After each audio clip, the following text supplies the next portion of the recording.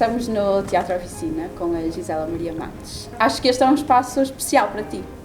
Sim, foi aqui que eu comecei a fazer teatro, já tinha algumas experiências antes, mas assim, mais a sério foi aqui, então é bom voltar, é bom estar em casa. Como é que surgiu este gostinho pelo teatro? Então, não sei muito bem assim quando é que surgiu, mas a primeira experiência que tive tinha 13 anos, eu disse que eu queria fazer teatro. Não sei muito bem de onde é que essa vontade surgiu, mas os meus pais foram muito compreensivos e procuraram sítios onde eu podia explorar, onde eu podia fazer teatro e encontraram vários sítios, então eu comecei a fazer e depois encontrei este sítio em Guimarães que foi assim o sítio onde eu comecei a fazer mais a sério durante a adolescência, depois antes de entrar na faculdade. E depois foste para o ESMAI? É ESMAI, sim, é ESMAI. No Porto, sim. E como é que foi? Fala-nos um bocadinho desse teu percurso na ESMAI. Então, foi muito bom porque eu estava a concretizar finalmente aquilo que eu queria fazer, que era estudar teatro, e era era tudo novo, eu tinha 19 anos, e então eu não entrei à primeira na ESMAI, porque eu falhei na prova de canto. Então, entrar foi mesmo um desejo muito grande, era uma vontade muito grande, já tinha estado um ano à espera para voltar a fazer as provas e era uma coisa que eu queria muito fazer, isso aliado à juventude e montes de ideias e projetos para pôr em prática e depois também conhecer pessoas novas, estar a viver no Porto, que era uma cidade muito maior do que Guimarães, e essa mudança também provocou em mim, acho que esse estímulo de estar lá e de repente tudo é uma bola de neve e as ideias começam a surgir e as coisas começam a aparecer, então foi muito positivo. Teatro? Teatro e interpretação, sim. E quais são as provas? Agora fiquei com curiosidade. As provas são, é uma prova de interpretação, tens de decorar e encenar um texto, uma prova de improviso, uma prova de cultura geral, que é a escrita, uma entrevista, uma prova de movimento, uma prova de canto e acho que é só. Se calhar não estou a esquecer de nada, já é muita coisa para preparar, sim. Todos os anos há alunos a prepararem-se para isto e concorre muita gente e são poucas vagas, mas enfim, acho que vale a pena. E depois foste para o Reino Unido, se não me engano. Sim, eu fiz Erasmus numa universidade em Falmouth, que é assim no sul da Inglaterra, e lá estudei Devising Theatre e Solo Performance, que eram duas coisas que o curso promovia nesse intercâmbio, e criei um espetáculo a solo, que era Miss Pink, que depois pude trazê-lo e apresentá-lo em Portugal, por isso esse período em Inglaterra também foi muito positivo no meu percurso, porque pude, enfim, concretizar ideias que eu tinha já durante o curso na ESMAI, mas, enfim, por culpa de ser muito intenso e muito ocupado. E a Inglaterra tive outro tempo para pensar melhor nas coisas que eu queria fazer, assim, e daí surgiu a Miss Pink, que foi bom. Primeiro projeto? Sim, o meu primeiro projeto. E quais é que são as principais diferenças entre estudar teatro em Portugal e, neste caso, no Reino Unido? No caso, eu estava num contexto muito específico, não é? Porque é um intercâmbio de Erasmus, então a escola tem esse protocolo, mas eu sentia que era muito diferente em vários níveis. Por exemplo, em relação às infraestruturas da escola, no Reino Unido as salas de ensaio estavam muito melhor preparadas, tinham um sistema de som, sistema de luz, gravadores, videoprojetores, e na ESMAI não existia nada disso e, aliás, era muito difícil conseguir uma sala para ensaiar porque há muitos alunos e poucas salas e, enfim, é sempre um caos. Tudo era muito mais organizado e tudo era muito megalómano, havia um ginásio no campus, um supermercado, uma discoteca, uma biblioteca de 3 andares, espetacular. Mas de facto eu sentia que os meus colegas em Portugal eram muito mais empenhados, muito mais profissionais, se calhar, tinham um gosto muito grande por aquilo e queriam muito fazer, então acho que nós fazíamos mais com menos do que a experiência que eu tive depois. Isso é que me levou, acho que a criar a Miss Pink também foi, de repente tinha tantas infraestruturas que em Portugal não tinha e essa oportunidade, enfim, fez-me fazer alguma coisa porque sentia que estava a desperdiçar recursos e pus em prática. E depois, quando é que entra o clown na tua vida? Foi sim uma surpresa, mas ao mesmo tempo parece que já estava aqui desde sempre, só eu é que não sabia, não é? Essas coisas que de repente eu me cruzei durante o curso com uma disciplina de clown e lembro-me nessa altura de pensar, isto se calhar era o que eu já estava a fazer, só que eu não sabia que isto era clown, que era isto que eu queria explorar, que eu queria fazer, porque havia sempre uma parte do teatro que nunca me interessava muito, eu não sabia muito bem porquê. E pronto, e acho que foi aí durante o curso que eu percebi isto se calhar era o que eu queria fazer.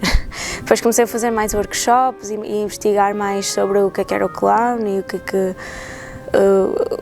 que é todo este universo, né? Que ainda agora não sei o que é, não sei, estou a investigar ainda, acho que é inesgotável, mas a Miss Pink já era muito clownesca também, ainda foi feita nesse contexto do curso, mas é uma performance sem assim esse tom clownesco.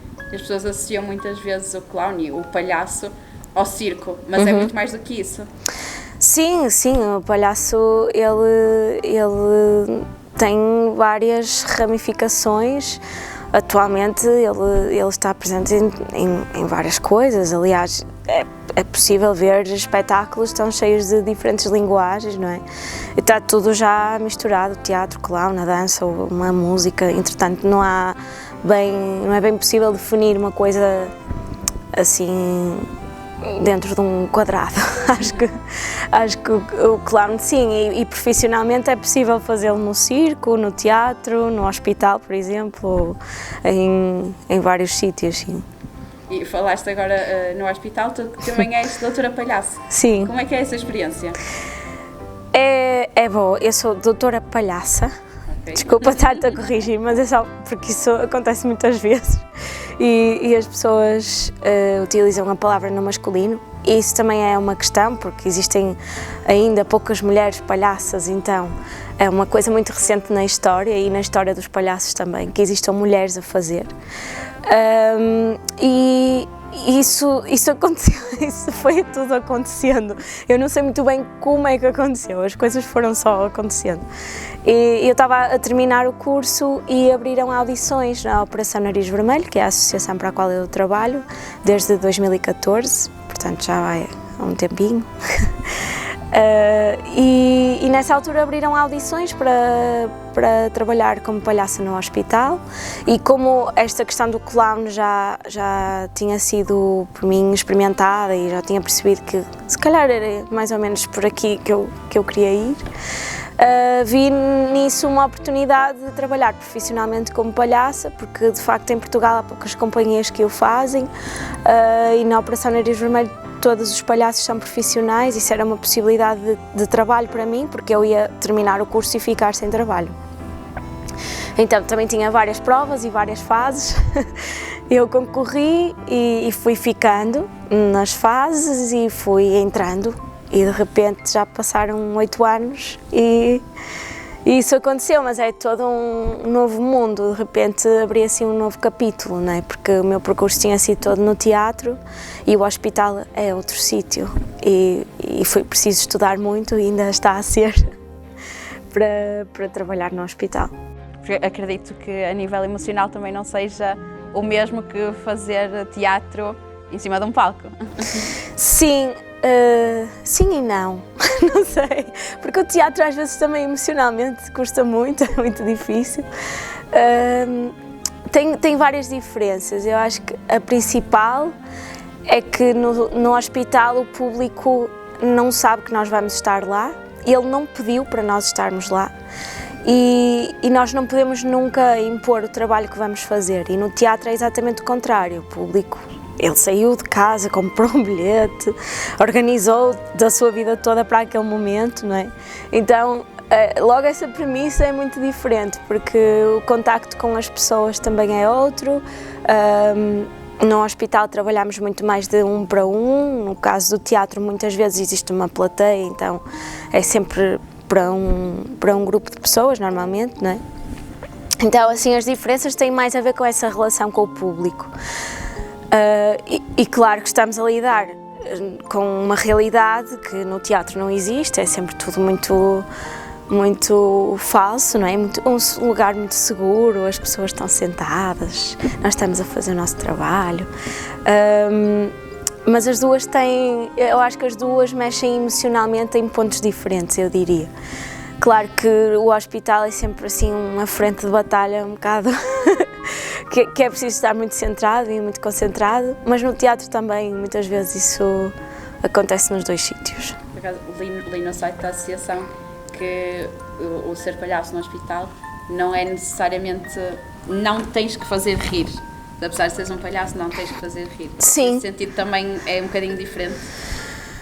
Sim, porque quando as pessoas vão ao teatro ver palhaços, estão à partida à espera de se rir, não é? Elas já sabem que isso vai acontecer. Isso também acontece no hospital, quando elas nos veem e associam a nossa imagem a essa questão do riso, mas muitas vezes o que nós fazemos é, por momentos, retirá-las daquele lugar.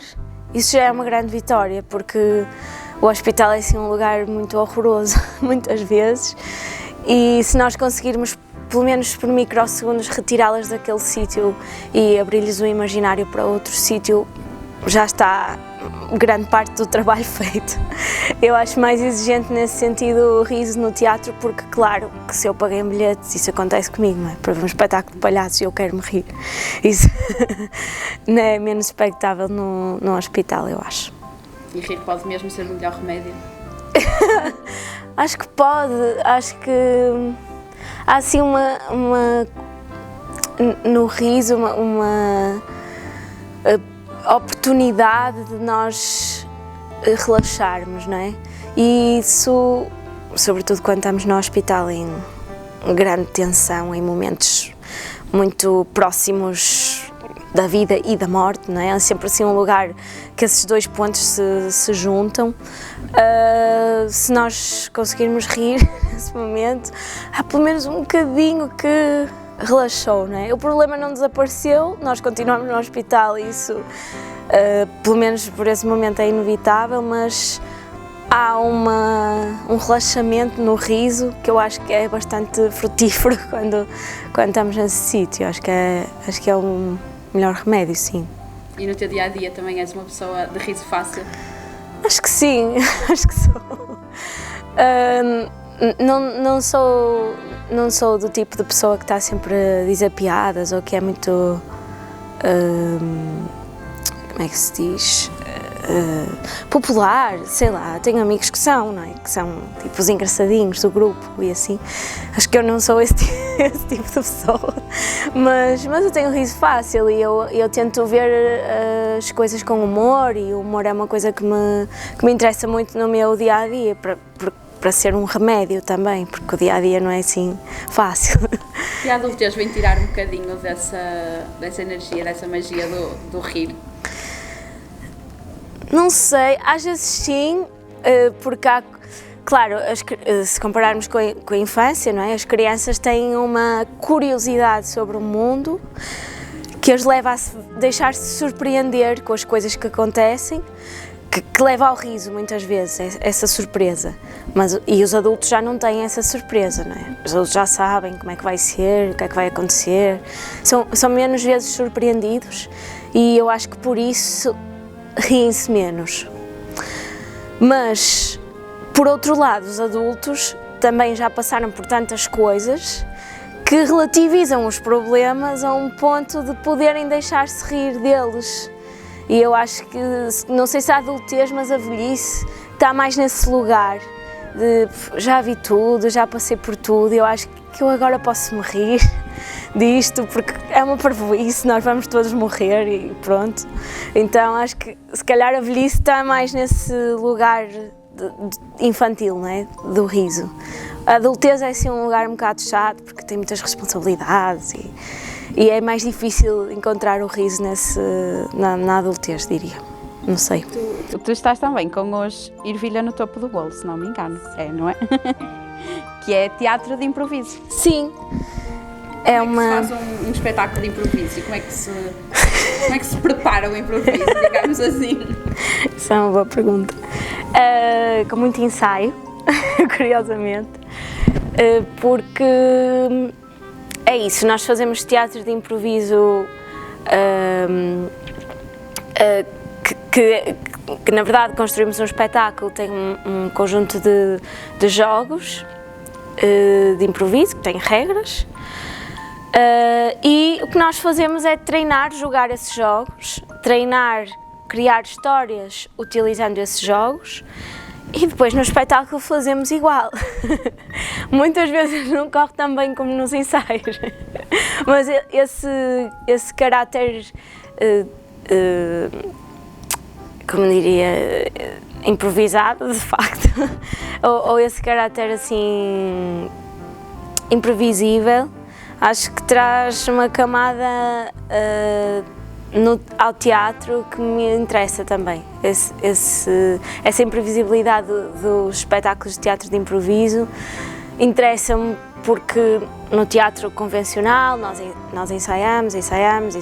Claro que existe sempre uma percentagem de improviso, porque o público não esteve nos ensaios e isso é diferente e todas as pessoas são diferentes, então todos os dias o espetáculo é diferente, mas existe uma grande dose de previsibilidade naquilo que vai acontecer, não é? E no caso do teatro de improviso não, nós de facto não sabemos que histórias é que vamos contar, de que assuntos é que nós vamos falar, que temas é que vão surgir, porque eles são dados pela plateia. Então a participação da plateia é muito grande no caso do teatro de improviso, também é outra coisa que me interessa. Muito devolver ao público essa possibilidade de participar do espetáculo de uma forma ativa, inclusive sobre os temas e o que é que nós vamos ali contar, do que é que nós vamos ali falar. Nós também não sabemos, o público é que vai dizer. Já fazes esse contacto com o público? Sim, gosto muito. Porque eu acho que é isso, eu posso preparar o meu trabalho, eu posso ensaiá-lo, prepará-lo, e eu enquanto atriz posso fazer a minha preparação e devo, a todos os níveis, tenho de estar pronta, mas só desse contacto com o público é que vamos poder construir uma coisa em conjunto. E acredito muito nessa relação, por isso é que gosto tanto de teatro e acho que é por isso que eu faço. Essa relação com as pessoas, essa completa dependência do público interessa-me muito, porque se não fosse isso eu estaria em casa a fazer teatro sozinha só para mim, isso não me interessa. Se não fosse atriz, o que é que gostavas de ser agora? Não sei, não sei, porque é isso, não consigo bem definir. Às vezes eu brinco a dizer que seria florista, mas é só porque eu não percebo nada de flores e poderia ser uma maneira de eu aprender alguma coisa. Mas é uma piada, na verdade, porque comecei a fazer com 13 anos e não parei mais até hoje. E eu não sei como é que isto aconteceu, mas é verdade, aconteceu. Não sei se no início não foi assim muito consciente, foi intuitivo. Tipo, vou continuar a fazer isto, agora vou continuar a fazer isto, depois tinha de ir para a universidade, quis continuar a fazer isto, depois saí da universidade e continuei a fazer isto. Sim, foi assim, foi natural. E que ferramentas é que o teatro, e neste caso o improviso mais especificamente, que ferramentas é que acreditas que traz para a vida, para o cotidiano, para o dia-a-dia? Se é que traz alguma? Sim, traz. A mim traz-me, não é? Porque eu decidi fazer disto de vida porque achei que me ia trazer muitas coisas interessantes. Esse lugar de não saber, no caso do improviso, que é também um lugar muito comum ao clown, aos palhaços, que é essa vulnerabilidade em que os atores se colocam, de não saber o que é que vai acontecer. Acho que é uma grande aprendizagem para a vida, ou seja, essa possibilidade de nós estarmos num lugar sem saber e permitirmos-nos a isso. Isso é uma coisa que a adultez tira muito, porque as pessoas cada vez mais, quando vão amadurecendo, não é, deixam de querer colocar-se nesse lugar vulnerável. E eu acho que ele é muito importante, porque ele também nos deixa alerta e disponíveis para outras coisas que possam acontecer que nós nem planeamos, nem pensamos que poderiam acontecer, e deixar-nos surpreender com isso. Isso eu acho que é assim a maior aprendizagem para a vida que o teatro pode trazer. Recentemente nós vimos-te na peça A Ir e Voltar. É verdade. O teatro pode servir também para passar mensagens? Acho que sim, as pessoas quando vão ao teatro todas têm um objetivo diferente, se calhar, não é? Mas cada uma pode retirar a sua interpretação, a sua experiência daquilo, consoante a sua própria experiência pessoal, não é? Eu vou ver um espetáculo e eu vejo umas coisas e se calhar se tu fores vais ver outras, e eu acredito nessa interpretação individual dos espetáculos e às vezes nem sequer exige uma interpretação por aí além, só uma sensação, uma emoção que te traduz aquela cena já poderá ser suficiente, não é? Como no caso do hospital, só ver dois palhaços no meio de um contexto de pessoas com batas e máscaras e seringas pode ser uma coisa que te retira desse lugar. Eu acho que o teatro muitas vezes também pode ser só isso, as pessoas irem e depararem-se com emoções que estão a sentir nesse momento, porque o espetáculo lhes toca, ou porque nem tanto mensagens, mas se calhar sim, emoções, acho que sim. E o que é que podemos esperar de ti para o futuro? Não sei, a vida é um improviso. Não sei, neste momento eu deixei o mestrado assim em stand-by, porque eu queria pensar muito bem sobre um projeto que gostaria de pôr em prática. Então ele está em stand-by para eu pensar sobre o que é que eu quero fazer. E sim, e gostaria muito de o pôr em prática. Vamos ver como é que corre. E o próximo ano, enfim, reservo-me assim alguns projetos. Vamos esperar para ver como é que eles correm, como é que eles aparecem. Mas de certeza que com o clown e com os ervilha no topo do bolo estarei. E certamente também a fazer rir e sorrir. Espero eu. Isso é sempre uma incógnita. Mas é o objetivo. Esse é o objetivo. Obrigada. Obrigada eu.